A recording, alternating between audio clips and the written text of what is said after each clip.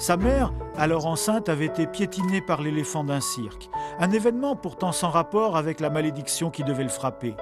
Personne n'avait compris à l'époque l'étrange maladie qui avait rendu monstrueux son corps et sa tête, tandis qu'à l'intérieur, l'homme était sensible et cultivé.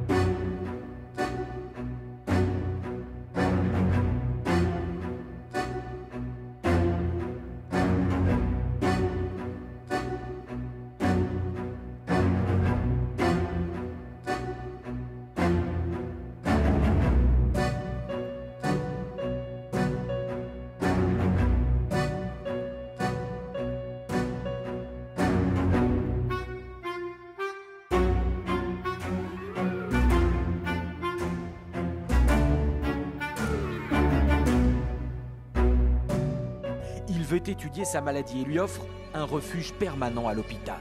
Joseph Merrick n'aura que de vrais moments de paix, pas de bonheur malheureusement, de calme, dans sa chambre de l'hôpital, en discutant avec celui très vite qu'il appelle son ami, le Dr Strange.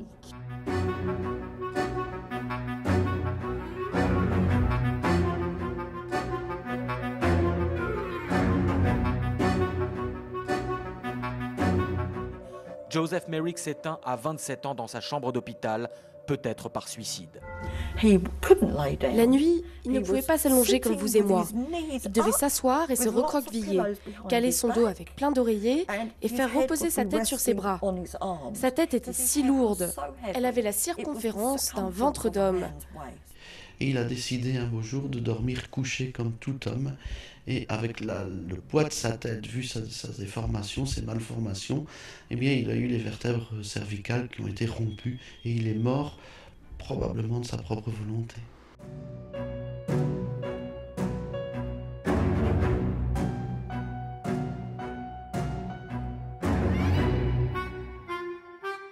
Résultat des analyses, le malheureux souffrait à la fois de neurofibromatose et du syndrome de Proteus, découvert seulement en 1979.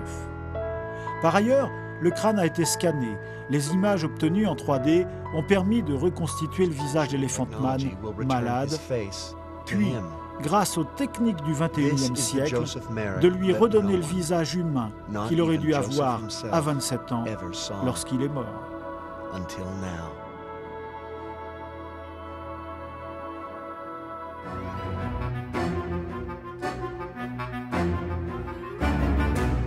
En fait, les spectateurs s'identifient à l'homme éléphant. Il représente la part d'incompris qui est en chacun de nous. Tout le monde est bizarre si on veut bien y prêter attention.